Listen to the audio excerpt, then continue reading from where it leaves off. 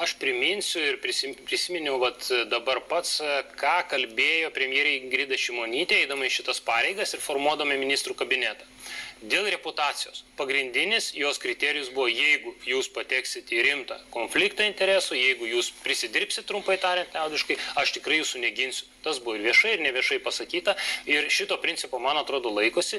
Ir aš taip manau, jeigu įvyktų kažkoks skandalas, kur tikrai matytume, kad politikas, prisidirbo, liaudiškai tariant, kažką netinkamai padarė, ir bent jau yra rimti įtarimai, kad taip yra. Tai tokiu atveju turi tiesiog ir pats atsistatydinti, ir premjerė, manau, tikrai nestabdytų to proceso. Bet jeigu yra baisinės problemos sektoriui, jeigu yra bėdos, kurios, ne Lietuvoje gimėm, ne mes jas sugalvojom, ta prasme, karas, pandemija, migrantų krizė, energetikos kainos, čia visa Europa su to kovoja, visi dėl to kenčia. Ir kai kurie ministram, taip, jų atsakomybės rytis tenka tie nelengvi darbai, su kuriais tvarkosi, kai kas nedirba, tas neklysta, galbūt ir klaidų padaroma, galbūt aš tikrai pripažįstu, komunikacija kartais būna netinkama, gal net nespėja, tarkim, ar ministrai tarpusavį susitart, ar galbūt koalicijos nariai tarpusavį susitarti, ar vyriausybė su Seimu. Aš tikrai pripažįstu, kai yra tempas didelis ir darbų, ir tų problemų, ir tų sprendimų tempas, kartais ta komunikacija išeina tokia nei šiokia, nei tokia, ir tada mes turim tos skandalus. Bet kol kas tik tai ir turim, kad būtų ministras suklydęs rimtai dėl savo atsakomybės ryties, tai aš tikrai nematyčiau. Paminėtas Dainius Kreivys, dabar energetikos ministras, bet tai palaukit, jeigu mes nebūtume padarę tų darbų, kurios nuosekliai dar prie Kubiliaus vyriausybės, tai tas pats Kreivys ir iki šiandien dienai įsikibęs, reikia sinchronizuoti su kontinentu ir Europą, reikia didinti generaciją Lietuvoje, reikėjo statyti terminalą irgi, kurios vyriausybės, mūsų vyriausybės buvo idėja, paskui tik tai Butkevičius nukirpo juostelę LNG terminalui, bet taigi mūsų visi šitie darbai, jeigu šitų energetikos nepriklausomės darbų nebūtume padarę, aš nežinau, valstybė iš vis jau būtų bankrutavusi. Bet žmonės žiūri, kas dabar vyksta. Suprantama. Pone Dumbliauskai, kaip atrodo iš šono stebint visą mūsų tą politinį lauką?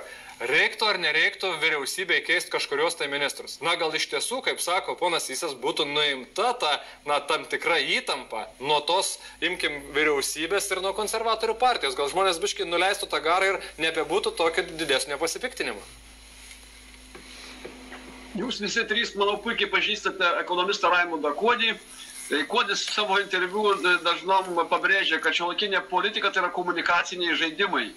Tai iš esmės mes dabar turim reikalą su komunikaciniu žaidimu ir opozicija žaidžia savo žaidimą ir teisingai daro, jinai turi kelt klausimus, turi priversti ministrus atsakyti kai kurios klausimus, o valdančioji koalicija žaidžia savo žaidimą, jinai turi ginti savo ministrus.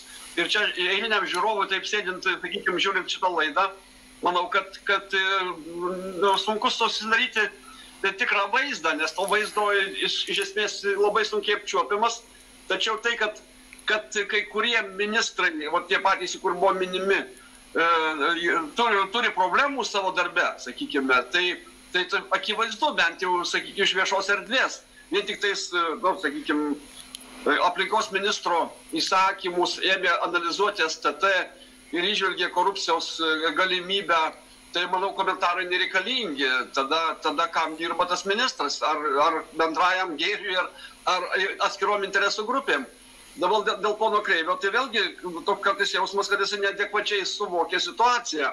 Psichologai turi terminą adekvatus elgesys. Tai jo šnekėjimas, kad elektros rinkos liberalizavimas vyksta sėkmingai, jau man kelia įtarimą, kad žmogus arba jisai tiesiog meluoja arba nesuvokia, nes tas rinkos liberalizavimas apskritai, mano galva, čia yra nesąmonė, vadinti trumpai drūtai.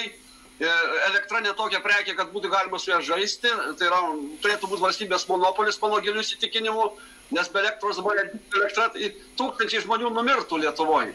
Manau, jūs tas puikiai suvokite. Tai tokie žaidimai, aišku, tas liberalizavimas ne valdančiosios koalicijos kaltė, čia Europos komisijos tas suprantamas liberalizmas, ten daug tokių liberalų keistų, kurie nesuvokia, kad yra dalykų, kur ir liberalai turi pripažinti valstybės monopolį.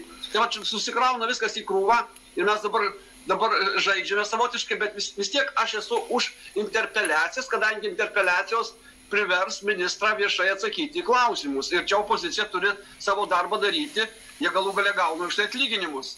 Seime nebereikalo atsėdi. Tai čia toks žaidimas politikoje kaip sporte. Yra dvi komandos, viena komanda kažką daro, kita komanda ją kritikuoja. Ir pačia šitą laidą irgi sveikintina, kadangi žmonės galės gal šiek tiek geriau susidaryti vaizdą, kaip yra iš tikrųjų ir kaip toliau reikėtų daryti, kai ši situacija tokia yra krizinė ir visiškai nejaukinga situacija. Verslas gali pradėti stoti. Bet pone Dumbliauskai, kai šnekam apie tą sprendimą, reiktų ar nereiktų kai kuriems ministrams kelti interpeliacijas. Ką sako ponas Saudargas? Iš esmės, kažkokių reputacinių klausimų nėra. Galbūt išskyrus gal Simono Gentvilą čia kyla. Bet šiaip, ar mes kalbėtume apie Gabrielių Landsbergį, ar kalbėtume apie Dainių Kreivį, ar čia reiktų kelti tik tai klausimą dėl to, kad ministrai nesugeba susitvarkyti su savo sritimi, ar nesugeba tinkamai, kaip jūs sakot, suvokti tam tikrų problemų ir tada jau atsiranda dar viena problema. Jeigu ministras nesugeba suvokti problemų, jis nesugeba jų tinkamai iškomunikuoti visuomeniai, žmonės tampa nepatenkinti visą vyriausybę. Tai čia, aš tai interpeliacijos savaime suprantama, bet kad ministras būtų atstatydintas, neužteks balsų. Valdančioji koalicija savo ministrą gins, šiaip man toks įtarimas, kad gins.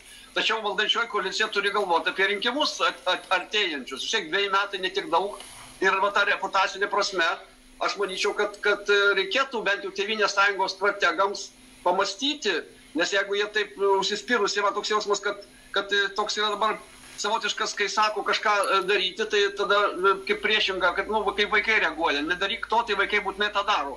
Tai šiuo atveju, jeigu keliam klausimą, kad reikėtų keisti, tai gali šitą vyriausybę užsispirti ir valdančioji koalicija ir nekeisti.